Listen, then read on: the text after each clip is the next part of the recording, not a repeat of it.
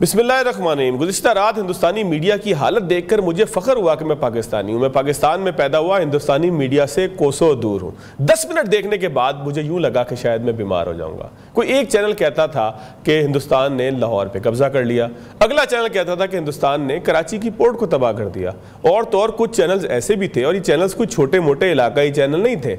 हिंदुस्तान का national main stream media था जिसने दावा किया कि वज़ीर-ए-आज़म हाउस के ऊपर कब्जा कर लिया गया और भी ना जाने क्या क्या गलत और बकवास की गई। तमाम सूरत हाल जब दुनिया के सामने सुबह के वक्त आई तो हर तरफ से लान तान और अफसोस की सदाएं बुलंद हुई।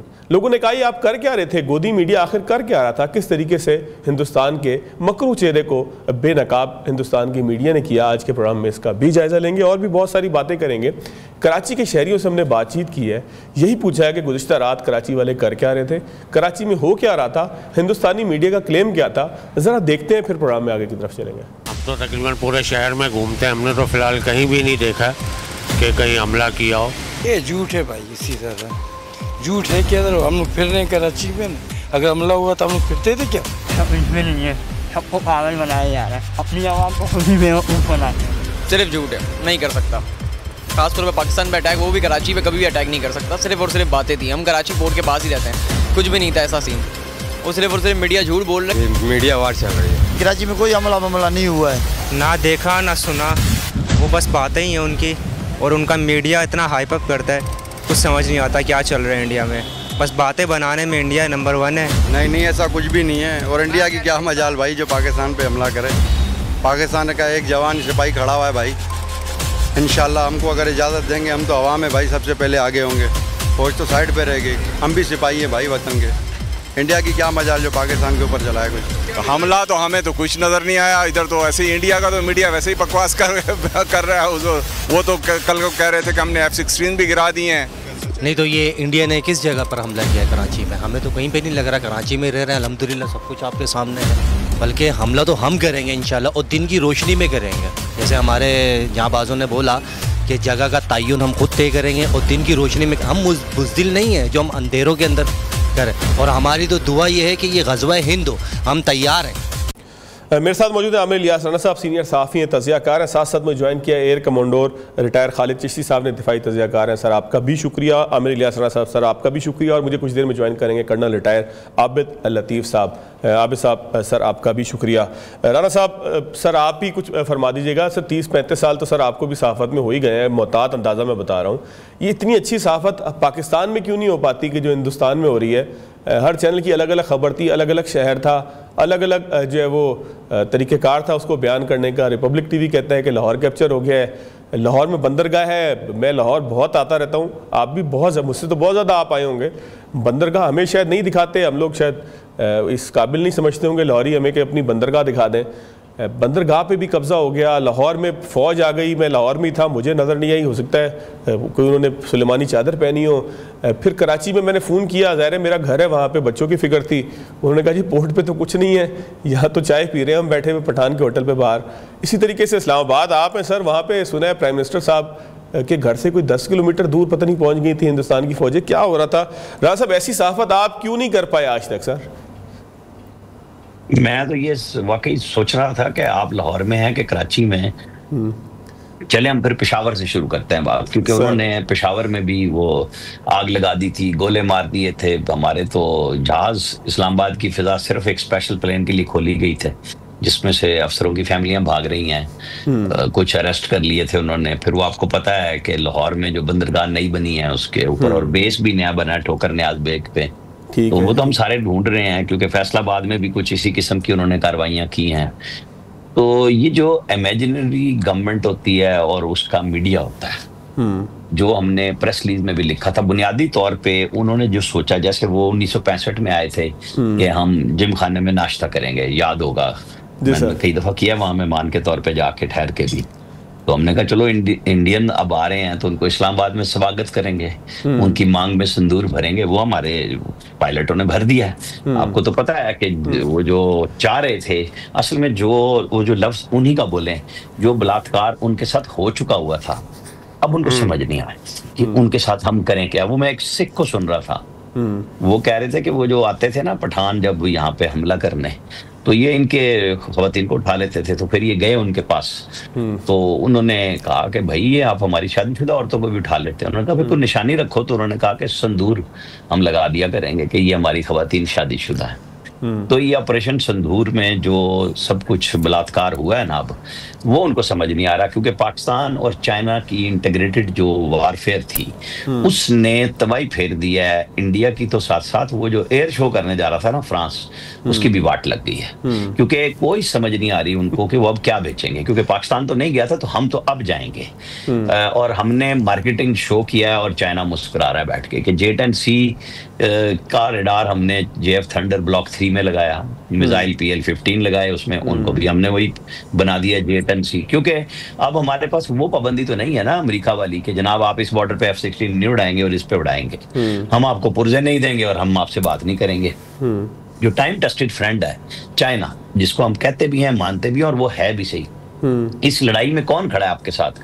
हर तरह से चाइना, तुर्की, अजरबैजान, बाकी सब हमारे दोस्त हैं। सब दुनिया हमारा मौक़िफ़ मान रही है। इस वक्त जब हम आप बात कर रहे हैं, सऊदी वज़ीर मुमलिकत बराए उमूर ख़ारजा वो आए हुए हैं, इस्लामाबाद में पहुंच गए हैं, इंडिया से होके आए हैं, उनके वहां पे भी हैं।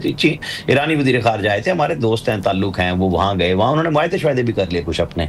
चले, मुल्कों का अपना अपना मुफाद होता है, तिजारत होती है, वो सारे कर रहे हैं, गल्फ वाले भी कर रहे हैं।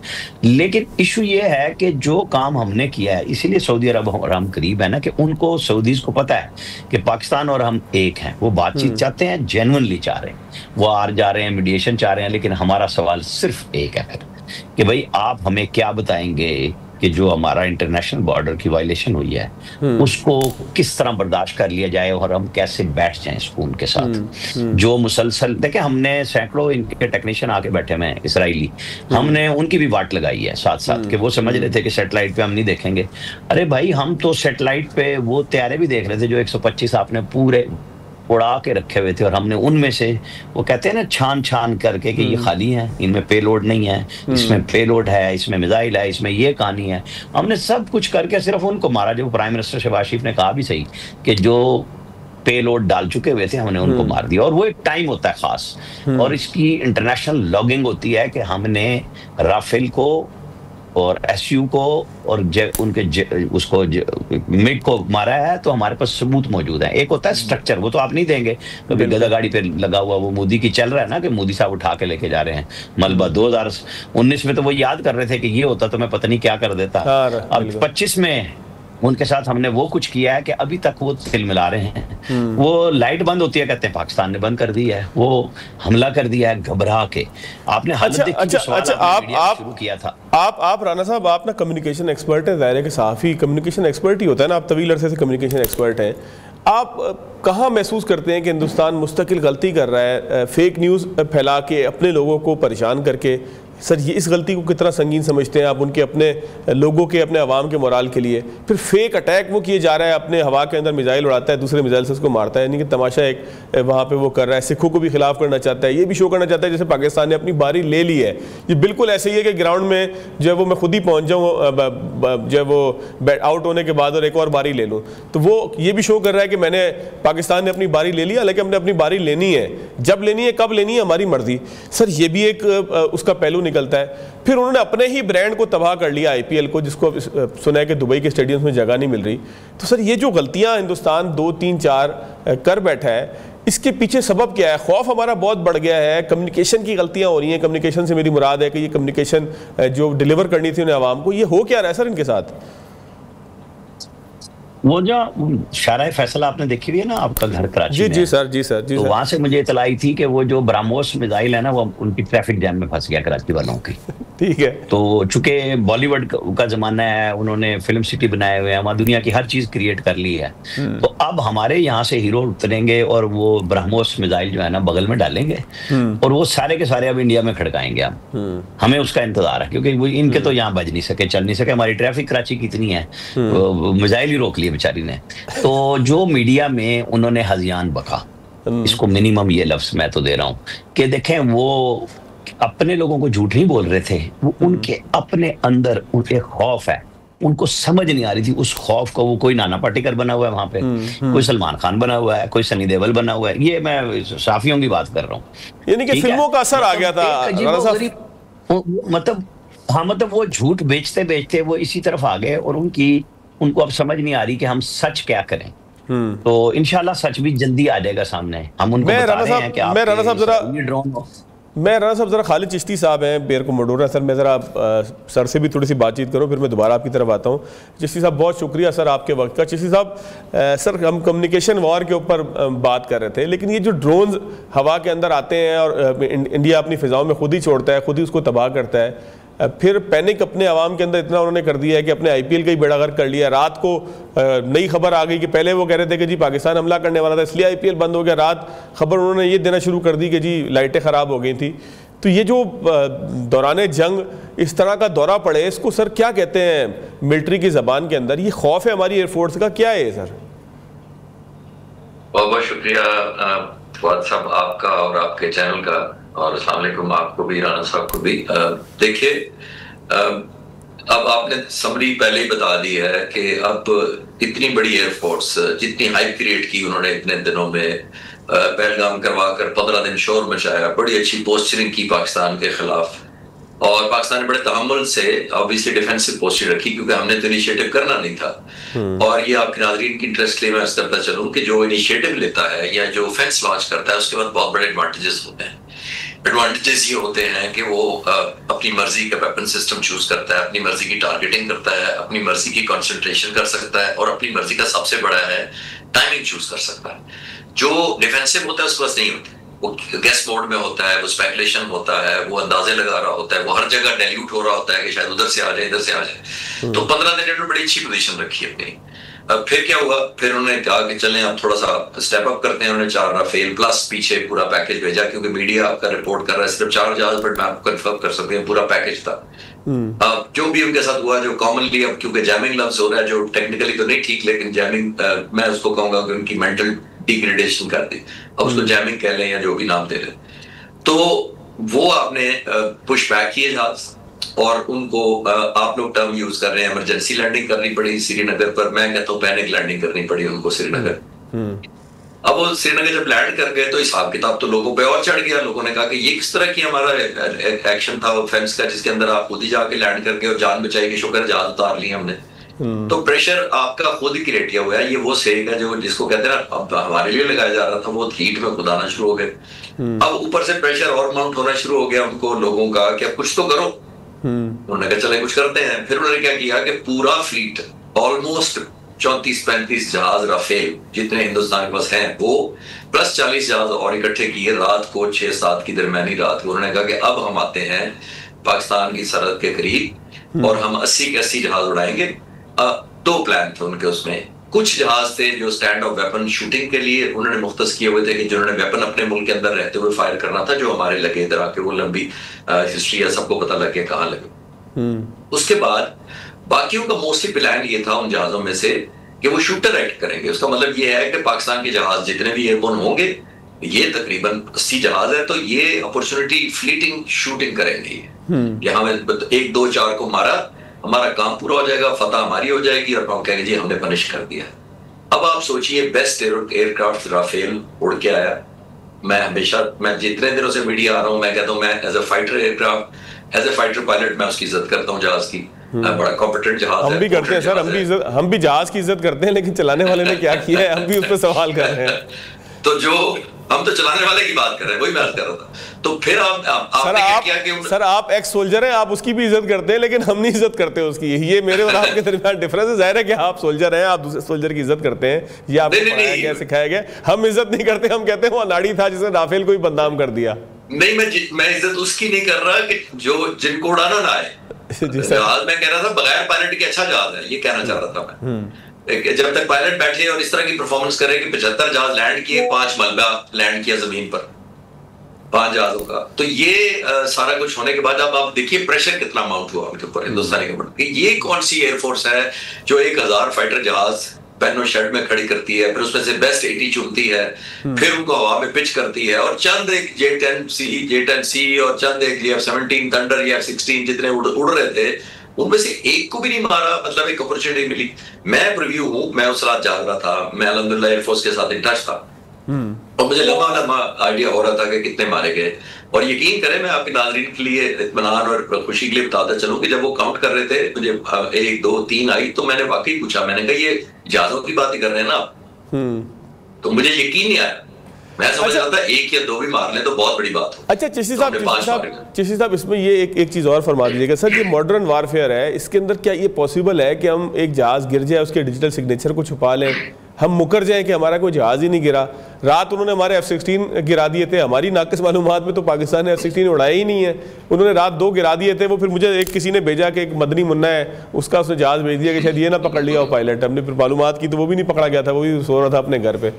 तो अभी जो आपका सवाल है ना कि पता लग जाता है, बिल्कुल इलेक्ट्रॉनिक सिग्नल्स और कंफर्मेशन अवेलेबल है। तफसील में मैं सेंसिटिविटी इंफॉर्मेशन की नहीं जा सकता वेपन की वजह से, उसकी सामने को प्रोटेक्ट करनी है कॉन्फिडेंशियलिटी, तो वो मैं डिटेल में, लेकिन मैं ये कंफर्म कर सकता हूँ आपको कि यस 100% आपको कंफर्म होता है इलेक्ट्रॉनिकली। और फिर जाहिर है अदर सोर्सेज भी होते हैं, ह्यूमन एंड अदर सोर्सेज, जिससे आप रैकेज भी तो फिजिकली पीछे, रैकेज कहाँ छुपाएंगे? वो तो जमीन पे ही आना होता है, तो वो कितने लोगों से छुपाएंगे आप? एक बार। दूसरा तीसरा डायमेंशन होता है, आप राफेल को प्रेशराइज कर देंगे, उसको बुली करेंगे कि देखो तुमने नहीं बताना क्योंकि हम तुम्हारे कितने 50 साल से कस्टमर हैं, क्योंकि हमने तुमसे जैगुआर खरीदा, हमने तुमसे मिराज 2000 खरीदे, अब हमने राफेल खरीदा 9-10 बिलियन के खरीदे, तो अब आपने नहीं बताना। तो चलो राफेल तो अपने बिजनेस की वजह से एक ऑब्लिगेटरी समझ के कस्टमर केयर के सेंस में चुप कर जाएगा। लेकिन सर इंटरनेशनल ऑब्जर्वर नहीं होते सर ये सारा कुछ ऑब्जर्व करने के लिए? क्योंकि दुनिया, मैं जो रॉयटर्स की खबर में मेरे सामने थी कुछ देर पहले ही, दुनिया इस बात के ऊपर जो है वो इस वक्त ये इस ऑब्जर्वेशन की तरफ जाना चाहती है कि आखिर राफेल को बैटल फाइट के अंदर जो भी इसको नाम दे लें, डॉग फाइट दे लें, एरियल फाइट दे लें, जो भी पता नहीं क्या नाम इसका बनेगा, उसमें राफेल तबाह कैसे हो गया? सर दुनिया के लिए तो सब्जेक्ट है ना, ये तो पढ़ाया जाएगा कोर्सेज के अंदर, जिस तरह अभिनंदन को पढ़ाया जाना चाहिए कि उस बेचारे के साथ क्या हुआ था। तो मुझे उसके ऊपर बड़ा तरस आता है, उसको मारा भी था, उसकी आंख भी सूज गई थी बेचारे की, हम चाय करते हैं, उस बेचारे को इतना मारा था मकामी लोगों ने, और फिर फौजियों ने बचा भी लिया था, वो सारी एक कहानी है।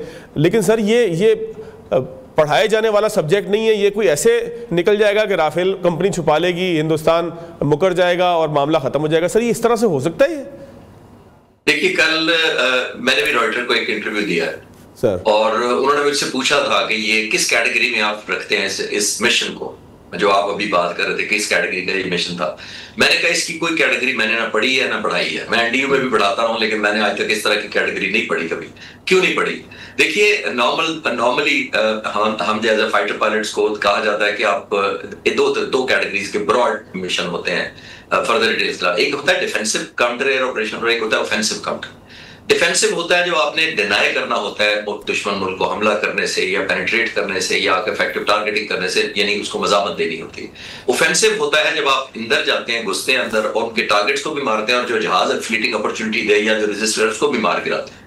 ये अजीब आउट ऑफ टेक्स्ट बुक ये मिशन था, जिसके अंदर पायलट तो गए थे डिफेंसिव काउंटर ऑपरेशन के, कि दुश्मन के जहाज 80 आए हैं, हमने इनको घुसने नहीं देना, अपनी तरफ बॉर्डर नहीं पार करने देना, बॉर्डर नहीं पार करने दिया।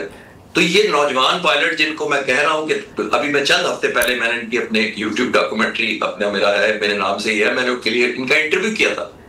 तो मैं उन पायलट्स को विजुलाइज कर रहा था जब मुझे पता लगा कि इन ही बच्चों ने, जिनका मैंने वीडियो इंटरव्यू डाला है, और उनके जज्बात उस वक्त मुझे नहीं पता था कि इनको चंद हफ्तों बाद एक्चुअल वॉर में जाना है। जब मैंने पूछा कि जंग लगी तो क्या करोगे, उन्होंने कहा सर एक इंच का दिफा करेंगे।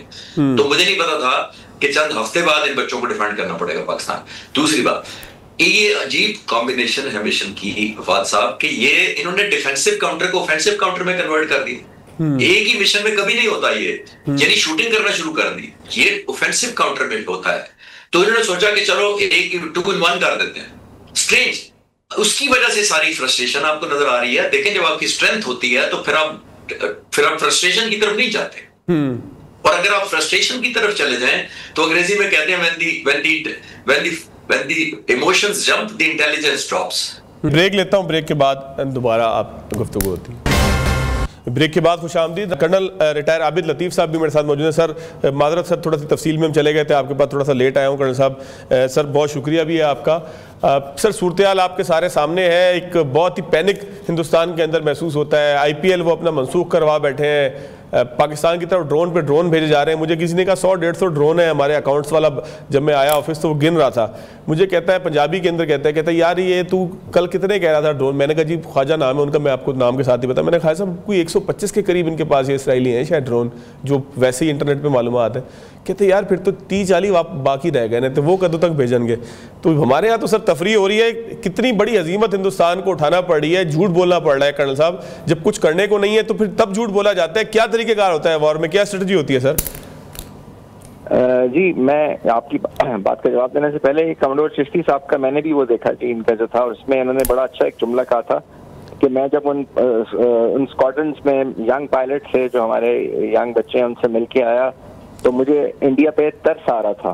तो आई मीन ये this speaks of the professionalism जी जो ये है सर। अच्छा खैर जो आप झूठ की बात कर रहे थे, लेकिन असल में बात ये है कि इन्होंने अपनी पूरी सोसाइटी को झूठ पे तैयार कर लिया।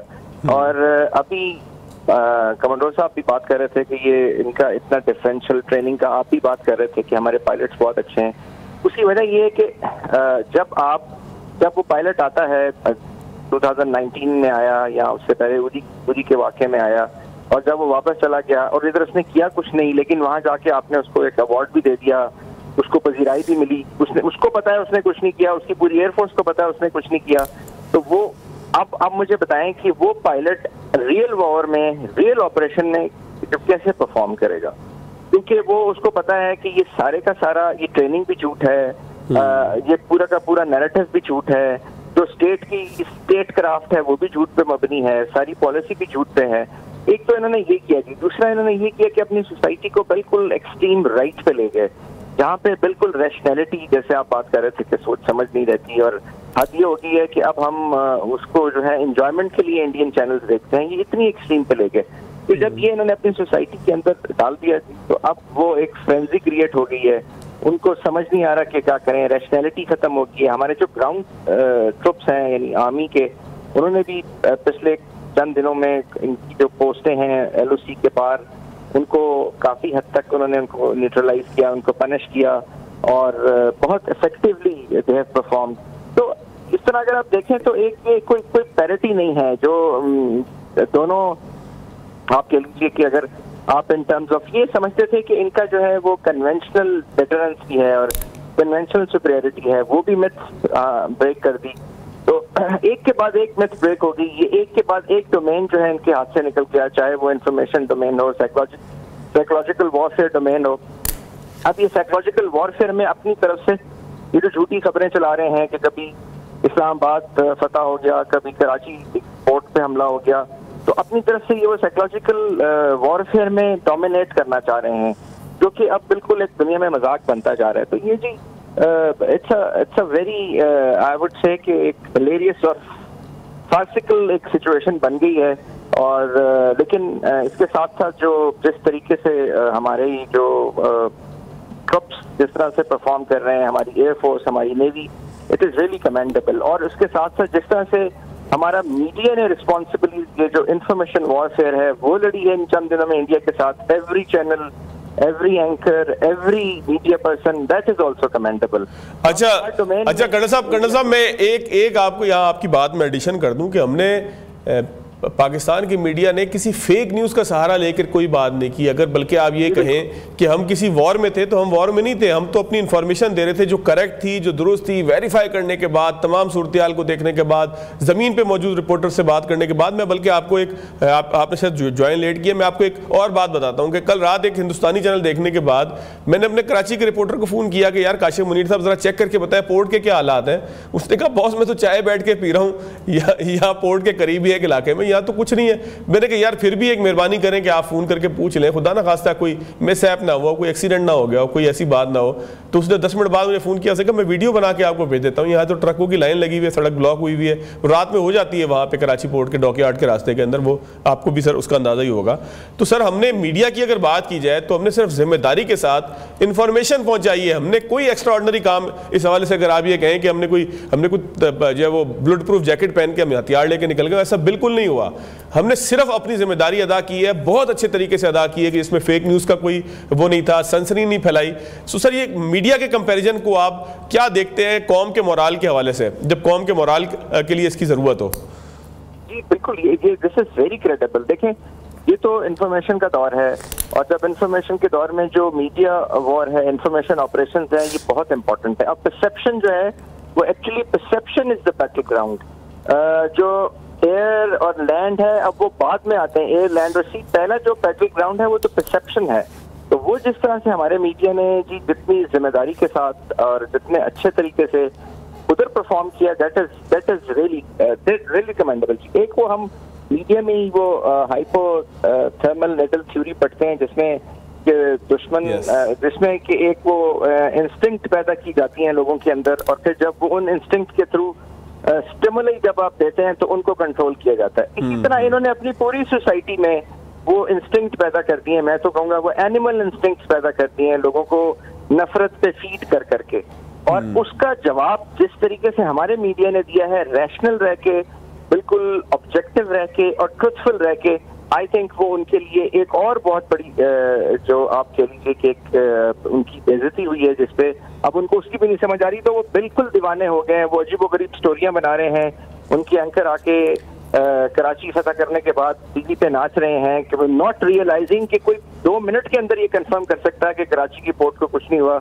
इस्लामाबाद का प्राइम मिनिस्टर हाउस और इस्लामाबाद बिल्कुल ठीक है, 1 मिनट में कंफर्म हो सकता है। सर मुझे लगता है कि वॉर उस जगह पर दाखिल हो गई है कि जहां हमें अपने दुश्मन के ऊपर तरस आना शुरू हो गया है कि उसकी बेचारे की ज़हनी कैफियत तबाह बर्बाद हो गई है। सर ये वॉर का मेरा ख्याल है ऐसा लम्हा आता होगा, आप लोगों ने वॉर कोर्सेज के अंदर ये सारा स्टडी किया होगा, हमें तो नहीं पता, ज़ाहिर है हम जर्नलिस्ट हैं, लेकिन मुझे लगता है कि वॉर अब उस जगह पर चली गई है हिंदुस्तान और पाकिस्तान की कि जहाँ पर बीइंग ह्यूमन मुझे या बीइंग जर्नलिस्ट मुझे तरस आने लगा हिंदुस्तान की कौम के ऊपर, क्योंकि रात 10 मिनट 15 मिनट इंडिया के बड़े बड़े चैनल्स देखने के बाद ऐसा महसूस हुआ कि कुछ देर में शायद मैं बीमार हो जाऊं। इतनी वाहियात, हज़ियान और बकवास वहाँ पर नशर हो रही थी, और जिस तरह से एक्शंस किए जा रहे थे, जिस तरह से उछल उछल के दिखाया जा रहा था। हालांकि हमें तो पढ़ाया गया है कि खबर दी जाती है, आपको खुद ऑब्जेक्ट नहीं बन जाते, लेकिन बदकिस्मती ये थी कि वहाँ पर नाच नाच के उछल उछल के और पता नहीं क्या तरीक़ेकार था। अल्लाह ताला का बड़ा शुक्र है कि हम पाकिस्तान में पैदा हुए। मैं दोबारा कहूँगा कि हमने कोई जो है ना वो कोई समझदार जो है वो मुल्क के अंदर आँख खोली कि जिसको ना वार हिस्टेरिया है, ना हज़ियान वो बकता है, ना कोई जो है वो बड़े तहम्मुल के साथ लोग हैं। बल्कि मैं तो नाराज़ होऊंगा सर, कर्नल साहब आपको भी नाराज़ होना चाहिए कि लाहौरियों ने आज तक आपको पोर्ट नहीं दिखाया जो लाहौर में छुपा के रखा हुआ है। जी जी बिल्कुल जी। देखें ये एक और चीज़ है जी, देखें कि ये जो इसी की मैनिफेस्टेशन देखें आप इनकी आर्मी के अंदर भी आ गई है। अब वो सिविलियन पे LOC के पार जो है वो FDLs पे बॉर्डर्स पे तो फायर नहीं कर पा रहे, तो वो सिविलियंस पे फायर कर रहे हैं, उधर कैजुअलिटीज हो रही हैं। इनमें जो वो लॉइटर एम्यूनिशन जो भेजा, जो ये ड्रोन्स भेजे इन्होंने हेरॉप, आप वो देखिए उसने यहाँ पे जो कैजुअलिटीज थी वो सिविलियन उसमें शहीद हुए और जख्मी हुए काफी। तो इनके लिए जो है ना वॉर एथिक्स भी खत्म हो गया, और उसकी रीजन ये है कि वो जो कुछ ऊपर से आ रहा है संघ परिवार के थ्रू, RSS के थ्रू, BJP के थ्रू, और फिर वो मीडिया के साथ लिंक होके, और फिर वो चीजें इनका पूरा वो बनता जा रहा है। मैं तो हैरान होता हूँ बाल दफा कि जहाँ पे IIT इंस्टीट्यूशंस हैं, आप कहते हैं दुनिया के 22 बहुत जबरदस्त, हम पूरी दुनिया को इंजीनियर्स भेज रहे हैं, हम पूरी दुनिया को डायस्पोरा में IT के लोग भेज रहे हैं, और हम एक बहुत सिविलाइजेशन है और सिविलाइजेशनल एथिक्स हम रखते हैं। तो सिविल और फिर बदला लेना है तो आपने मुगलों से भी लेना है जिन्होंने आपको मिसट्रीट किया, और लेकिन आपने मुगलों की जो नस्ल है या जो मुसलमान आप कहते हैं उनसे बदला लेना है जो आज मौजूद हैं। तो ये करते करते मुझे तो लगता ये है कि ये लोग इसलिए बहुत पैनिक कर गए कि इनको लगता है कि ये कुछ 3 पार्ट, एक की जगह हम तो एक को कह रहे थे कि एक को नहीं हमने खुदा ना खास्ता रहने देना या वो उसको अपने साथ वापस शामिल करने, तो 3 पाकिस्तान बन गए, एक पाकिस्तान, एक बांग्लादेश और एक मुसलमान जो इनके अंदर रह रहे हैं। मैं तो समझता हूँ वो भी पाकिस्तान बन सर। एक सिखों को भी अलग कर लें सर, सिखों को भी अलग कर लें, एक चौथा एक और खालिस्तान जो है वो आ गया है। जी बिल्कुल। तो ये तान जो है वो आई थिंक इनसे ये बहुत पैनिक हो गए हैं, और ये इनको समझ नहीं आ रही कि अब हम क्या करें। इन्होंने तो इवन सारी कमरोर साहब भी बैठे हुए हैं, जस्ट लाइक आवर टीचर, इन्होंने भी ये सारी जो है वो जो मिलिट्री टैक्टिक्स में पढ़ाया जाता है, जो कन्वेंशनल आपको प्रोफेशनलिज्म में चीजें बताई जाती हैं, ये तो वो नॉर्म्स भी इन्होंने सारे अजीबोगरीब तरीके से तितर बितर कर दी हैं। तो ये पता नहीं किसको फॉलो कर रहे हैं, क्या चीज फॉलो कर रहे हैं। अब वो मैं देख रहा था एक में वो दिखा रहे थे कि जी ये जो जब राफेल आए तो उसके ऊपर नींबू और नारियल तोड़ा गया, तो ये तो कोकोनट वॉर है जो ये I think we have entered a coconut war जिसके अंदर कोकोनट को या तो आप क्रैक करके वॉर जीत जाएं या फिर उसको पेरिस करके उसके अंदर स्ट्रॉ डाल के तो उसका juice. I think let's see that what Pakistan will do. Either Pakistan will pierce the coconut once Pakistan will give the response in a very calibrated and quantified terms, और will pierce to a straw and healthy coconut. Rana sahab, sir इस वक्त सूरत हाल क्या है सफारती महाज पे अगर हम गुफ्तगू करें, समझने की कोशिश करें। अमेरिका का एक बयान हमने देखा जेडी वेंस साहब का, उन्होंने कहा कि जी हम वॉर के बीच में नहीं कूदेंगे। कहना क्या चाह रहे थे वो? उनको किसने कहा है कूदने का? क्या उनसे किसी ने कहा है, किसी ने हेल्प मांगी है कि आप आके बम चला दें, F-16 चला दें? मतलब उनका मकसद क्या था ये सारी गुफ्तगू का? देखें, जो पुलिसमैन होता है ना इलाके का, उसका ख्याल ये होता है कि उसे हर सूरत में किरदार अदा करना है। लेकिन इस वक्त उसकी तो पॉलिसी नहीं है ये ट्रंप की। वो तो सारी लाइबिलिटीज उतार रहा है। वो कह रहा है नेटो शेटो सब भागो, अपने खर्चे खुद उठाओ। और उनकी वार टैरिफ पे आके यूरोप से भी लग गई और चीन ने तो वाट लगा दी है उनकी। सदर शी जिनपिंग जो है ना, वो तो बिल्कुल ही अड़ गए हैं कि कोई बात नहीं सुनूंगा, या वापस लो नहीं तो बैठे रहो। तो इस हालत में जैसे यूक्रेन के साथ उन्होंने मादनियात का मुआहदा कर लिया, वो अंगूठा रख रहे हैं कि बस हमें सिर्फ फायदा हो जाए। सर बहुत शुक्रिया आमिर इलियास राणा साहब, सर आपका, कर्नल रिटायर्ड आबिद लतीफ़ साहब आपका, एयर कमोडोर खालिद चिश्ती साहब आपका। एक ब्रेक लेंगे, ब्रेक के बाद जब आएंगे तो मेरे साथ एक ऐसे मेहमान मौजूद हैं जिनसे मैंने शिकवा एक करना है, और वो शिकवा ये है कि मैं जब भी लाहौर आया मैं इनका मेहमान था। आज से नहीं आ रहा, गुज़िश्ता 5-8 साल से 10 साल से आ रहा हूँ, लेकिन मजाल है कभी ये मुझे लाहौर के पोर्ट पे घुमाने के लिए लेकर गए हूँ। मुझे बहुत अफसोस के साथ मैंने उनको स्टूडियो में बुलाया है। मैंने कहा सर 10 मिनट ज़रूर आ जाएं, टीवी के सामने आपका एहसाब होगा कि आखिर लाहौर पोर्ट पे आप मुझे घुमाने क्यों नहीं लेके गए। ब्रेक के बाद मिलते हैं। ब्रेक के बाद खुशामदीद। मेरे साथ वो शख्सियत मौजूद हैं कि जिन्होंने मेरे साथ एक बड़ा जुल्म किया था। मैं आज उस जुल्म का हिसाब लेने के लिए टीवी स्क्रीन पर बैठा हूँ। अस्सलाम वालेकुम साहब, सर शुक्रिया आप तशरीफ़ लाए। आज आपसे मैं जो सवाल करूँगा सर, आप उसी का जवाब दें। सर आपको कितना अर्सा हो गया लाहौर में? 35 साल तो हो गए सर। इन 35 सालों में मैंने आपको गुज़िश्ता 10-12 साल से आपके पास आ रहा हूँ। सारा दिन आप मुझे कभी रिजवान बर्गर, कभी खान बर्गर, ये बर्गरों के अलावा कभी आप मुझे घुमाने के लिए लेके गए तो आपने कहा ये नहर है बेटे देख लो, ये जू है देख लो। कभी आप मुझे लाहौर के पोर्ट पे क्यों नहीं लेके गए सर? आपने वैसे उन बेचारों की किट लगानी है इंडियन मीडिया की तो वैसे लगा लें। कोई बच्चों का मीडिया था, लेकिन देखे ना वो बेचारे माफी मांगते फिरते हैं। नहीं अब पोर्ट तो पे उतर। अच्छा ये बताएं, पोर्ट है वैसे कोई? वो बेचारों को पोर्ट ही दिखाई देता है। बल्कि अभी किसी ने बड़ी खूबसूरत फिल्म का मुझे टाइटल भी भेज दिया। आप फिल्म भी बना सकते हैं वैसे, तैयार ज़मीन पर। तैयार है ज़मीन पे। अच्छा सर थोड़ा सा इसके ऊपर अब तबसरा तज़किया कर लें। आपको भी मेरा ख्याल है तमगा इम्तियाज़ भी मिला था, ख्याल नहीं बल्कि यकीन है। सर 33 साल आपने सहाफ़त की है। ये जिस तरह की इतनी अच्छी रिपोर्टिंग इंडियन मीडिया करता है, देशभक्त किस्म की, पता नहीं ये आप पाकिस्तान में क्यों नहीं कर पाते? लोग हमसे, कई लोगों ने पूछा है दिन में आज सारे दिन कि यार ये हम इतनी हज़ियान क्यों नहीं पक पाते, कि हम में सलाहियत की कमी है, प्रोफेशनलिज्म बहुत ज़्यादा आ गया है, क्या हुआ है सर हमारे साथ? देखिए मेरे ख्याल में हिंदुस्तान के मीडिया का किरदार इन पिछले 1-2 दिनों से देखने की बजाय थ्रू आउट देखा जाए कि जब से हिंदुस्तानी मीडिया जो है वो इलेक्ट्रॉनिक मीडिया वहाँ पे एमर्ज हुआ है। सर आप तो एंगेज भी रहे ना हिंदुस्तानी मीडिया के साथ, एंगेज भी रहे हैं, आप हिंदुस्तान जाते भी रहे हैं हमारे हुकूमत के वफूद के साथ। देखिए ये कोई हिंदुस्तान कोई आपके लिए नई सरजमीनी क्या? ये वहाँ लोग भी ऐसे ही करते हैं क्या? मेरे ख्याल में देखिए वहाँ मसला क्या है, वहाँ हिंदुस्तान में वैसे ही पाकिस्तान के खिलाफ एक नफरत जो है वो चूरन के तौर पर बेची जाती है, लेकिन ये ज़्यादा आपको नफरत नज़र आती है बीजेपी के इक़्तिदार में आने के बाद। और जब बीजेपी हर इक़्तिदार में आने के बाद या इस इक़्तिदार में आने के हर दफ़ा बीजेपी का नज़रिया ये था, बीजेपी आरएसएस की बुनियाद है, उसी बुनियाद पे उन्होंने पाकिस्तान के ख़िलाफ़, वहाँ अक़लीतों के ख़िलाफ़ एक कैंपेन चला के जो है वो पॉपुलैरिटी हासिल की। आरएसएस ये वही है जिन्होंने पिच खोदी थी। हाँ वो पिच, कभी पिच खोद, बाल ठाकरे साहब कभी पिच खोद देते थे, कभी नए नए ड्रामे वो भी करते थे।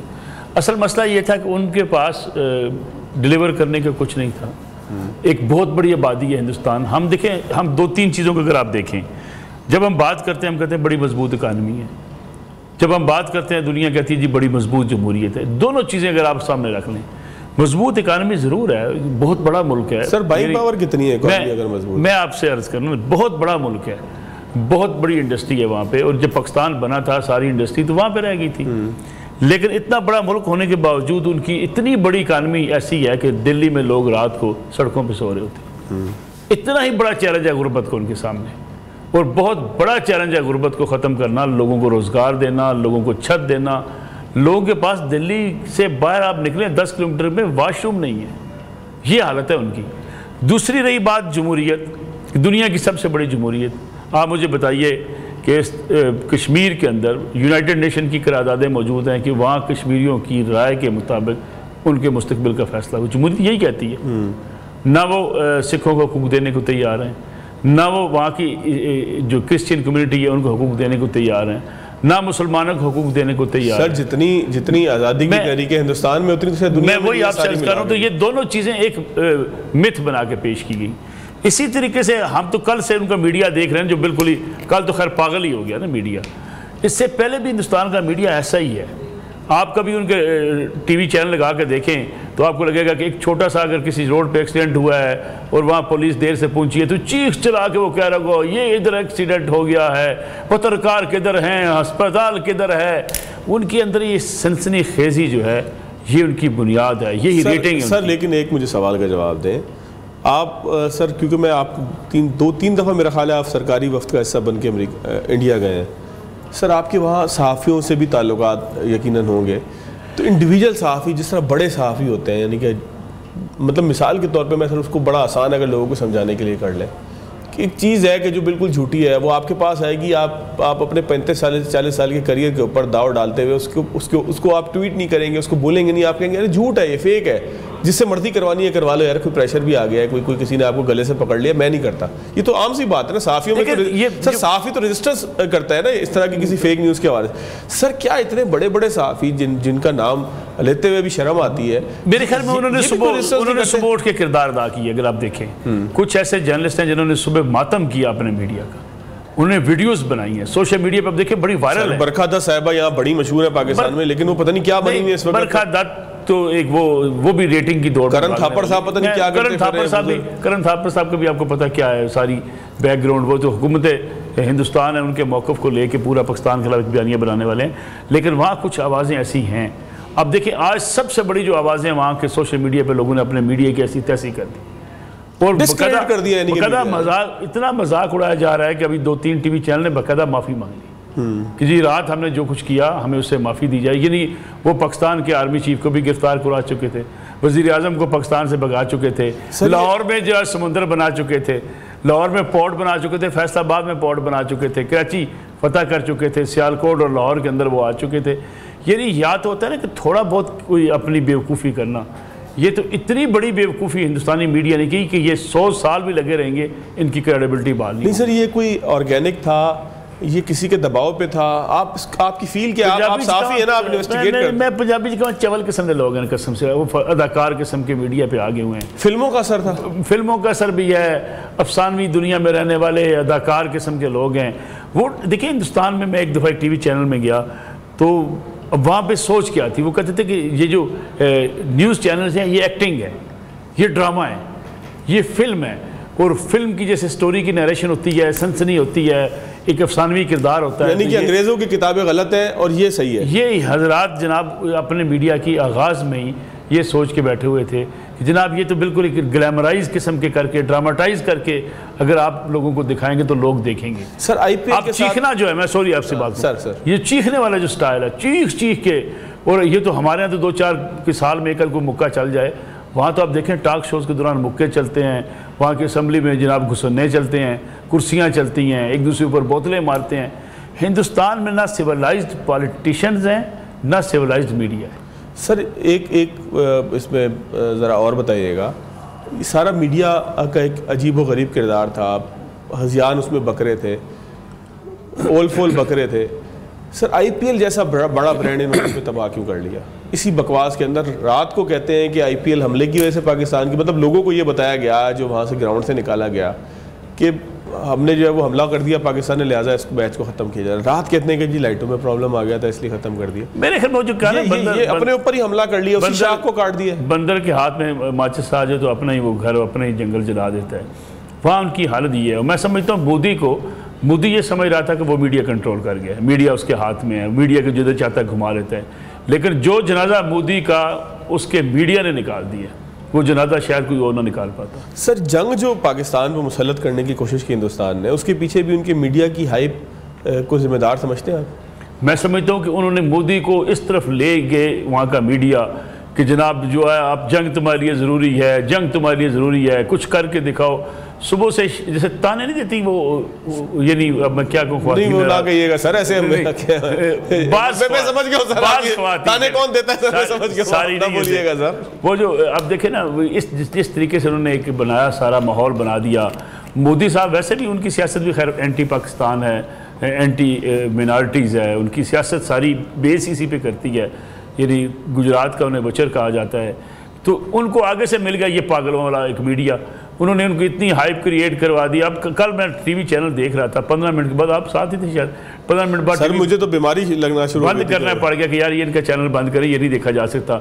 हवा में लाइट जा रही है, लाइट को पता नहीं क्या है, कितना बड़ा बम दिखाए जा रहे हैं और ऐसा मजाक बना दिया गया। मेरे ख्याल में हिंदुस्तान के मीडिया का जो मजाक बना है ये हिंदुस्तान के लिए बड़ा सर एक आखिरी सर कंक्लूजन ये कर लो, लोग पूछना ही चाहते हैं कि कंक्लूड ये कहानी कहाँ होगी, हिंदुस्तान का जुनून हिंदुस्तान के सर पे जो है ना वो इस वक्त पाकिस्तान सवार हो चुका है। अब मैं दो चीज़ें आज दिखाऊं। आज सुबह मैंने देखा जो पाकिस्तान के आर्मी चीफ हैं जनरल सईद आसम मुनीर, उनको बार बार उनकी पिक्चर दिखाए जा रहे हैं, ऐसे दिखाए जा रहे हैं कि जनाब आसम मुनीर साहब उनके आसाब पे सवार हो चुके हैं, ना उनको नींद आ रही है। हो सकता है बच्चों को डराते नहीं, चुप जाओ सो जाओ। हाँ, आसम मुनीर आ रहा है। यानी इस वक्त मेरे ख्याल में जैसे बच्चों को कहा जाता था ना कि फलां आ रहा है जल्दी सो जाओ, हिंदुस्तान में तो लगता है पूरी आबादी में बच्चों को सुलाने के लिए जनरल आसम मुनीर की तस्वीर ही काफ़ी होगी। दिखाएंगे बेटा सो जाओ, ये तस्वीर है, तो मेरे ख्याल में सो जाएंगे। एक तो इतना बड़ा माहौल बना दिया गया है कि हर वक्त वो इसी बात में लगे हैं कि जनरल आसम मुनीर जो है वो ये कर देंगे, वो इस वक्त पर हिंदुस्तान को जो है वो मिलिया मेट कर देंगे। एक ये माहौल बना हुआ है। मलिक साहब, इसकी वजह पाकिस्तान का जरूरतमंदाना मौक़िफ़ है या उनकी अज़ली बुज़दिली? मेरे ख्याल में पाकिस्तान ने जिस स्टैंड लिया है और जिस जरूरत का इजहार किया है, देखिए इनको तो तवक्को नहीं थी, इन्होंने कहा कि मिसाइल मारेंगे आराम से बैठ जाएंगे, पाकिस्तान उसके बाद बात ही नहीं करेगा। हमारे यहाँ शायद कुछ जज्बाती लोग बात करते होंगे, लेकिन मैं बताऊँ आपको इससे बड़ी कामयाबी क्या हो सकती है। हिंदुस्तान ने आपके ऊपर अटैक किया और आपने जो उनके त्यारे फ़ज़ा में गए उसमें से 5 त्यारे मार गए। एयरफोर्स का कोई एक नुकसान किए बगैर उनके आपने 5 त्यारे गिराए। हिंदुस्तान के लिए इससे बेशर्मी और इससे उनकी शिकस्त नहीं हो सकती सर। और दूसरी बात मैं बताऊं आपको, जंग लोग कहते हैं जंग कौन जीता, आज तक की जंग कौन जीता है? आज तक की जंग पाकिस्तान जीत चुका है। सर की जंग पाकिस्तान जीता, एयरफोर्स पाकिस्तान जीता, त्यारे उनके गिर गए, मीडिया उनका झूठ पे आ गया सिर्फ इसलिए कि वो जंग हार। जब आपके पास सच खत्म हो जाए तो झूठ आप बोलते हैं। नसरुल्लाह मलिक साहब को एक दफ़ा फिर दरख्वास्त करूंगा कि अगर लाहौर में कहीं पर पोर्ट है तो वो मुझे ज़रूर दिखाएं, क्योंकि मैं कराची से आके लाहौर का पोर्ट ज़रूर देखने जाऊँ। पहले पोल पे बुला के है ना जी, तो ये नहर है। अच्छा, ये है असल फिर लॉरियों पे एतराज़ ठीक है ना कि आप लोग घुमा देते हैं। मैंने नहर वाले पोल पे बुला के तमाई कितने रह गया। चले, thank you very much sir. आज के प्रोग्राम में इतनी याद दीजिएगा। अल्लाह।